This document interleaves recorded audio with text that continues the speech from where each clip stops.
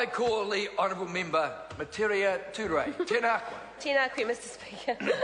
Tēnā koutou. Te whare, this legislation is only before the House because the government needs to exclude Sky City from the Gambling Act.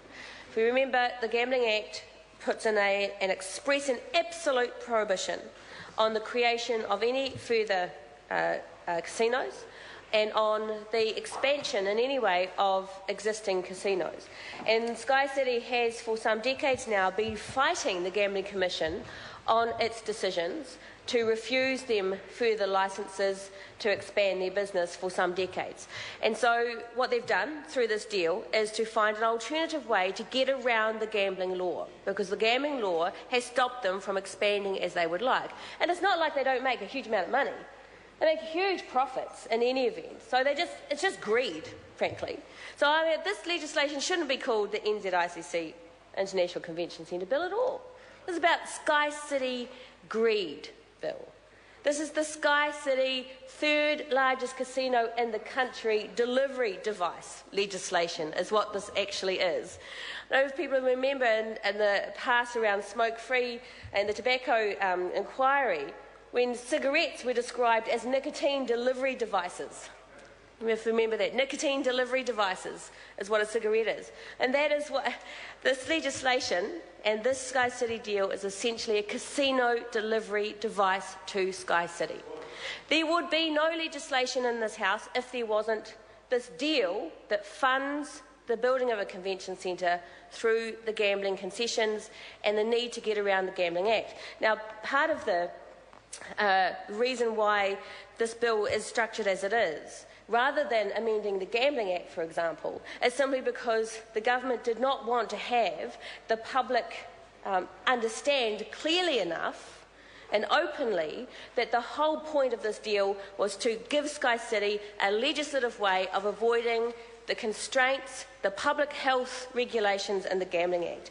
But if you took out of this legislation, and there's, 23 pages of words in this bill, if you took out all of those parts that are related to the Gambling Act and the concessions, you're only talking about 5 provisions, maybe a few more, maybe 7 provisions that are at all related to the convention centre itself, because very little of this deal requires any legislative changes.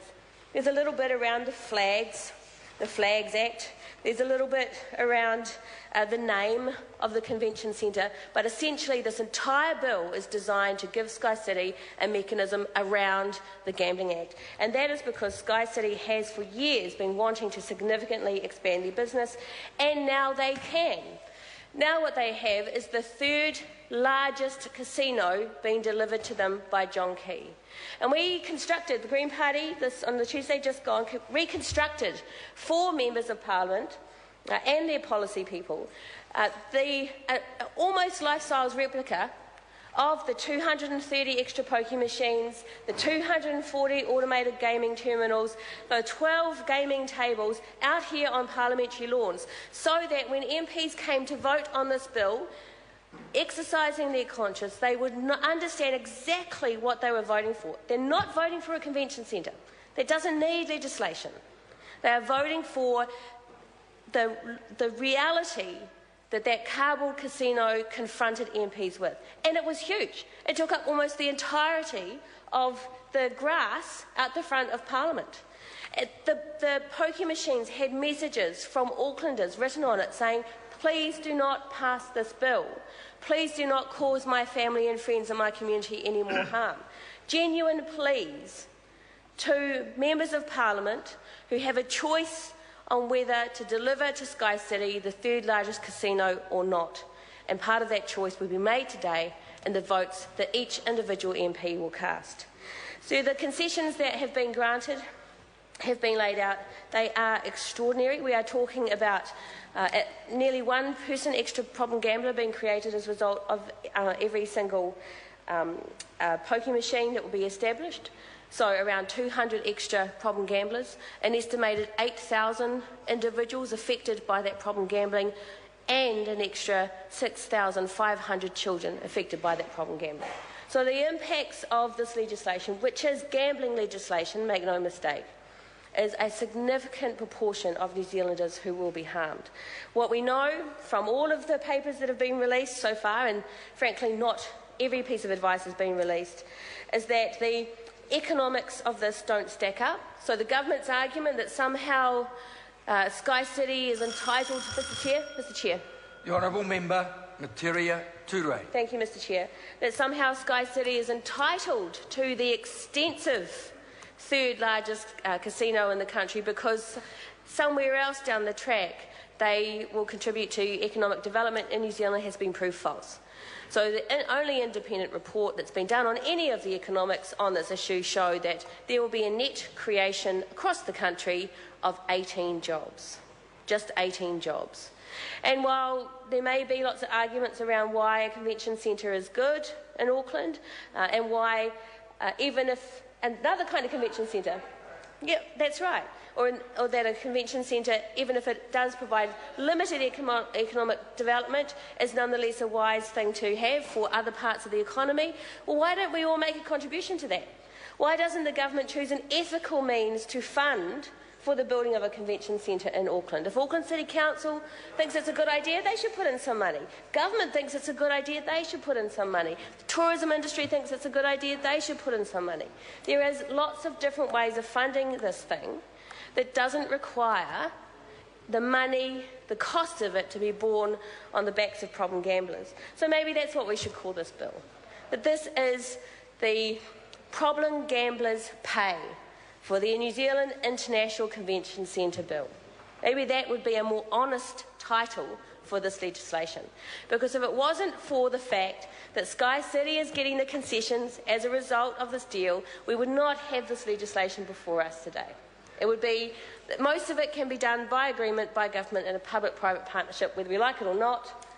You know, that wouldn't be the end of the world. If it was government was doing a deal with Sky City and it was an economic deal that didn't give them these concessions, we might not like it, but at least it would be ethical. At least it would be morally explainable. But at the moment, what we have here is morally contemptible. It is a morally contemptible piece of legislation that every single MP will be putting their name to if they vote for it. That's right. If you vote for this legislation, you are voting for morally contemptible legislation. You are voting for more children left in the Sky City car park. That is a presumption, Mr. Goff, but I am an eternal optimist. And I want to believe in the best of people. I want to believe that the parliament to which I contribute and which is supposed to serve me as a citizen of this country will make decisions based on rational argument, evidence, and the best interests of the people of this country, and more importantly than anything, the children of this country who will inherit it after we are gone.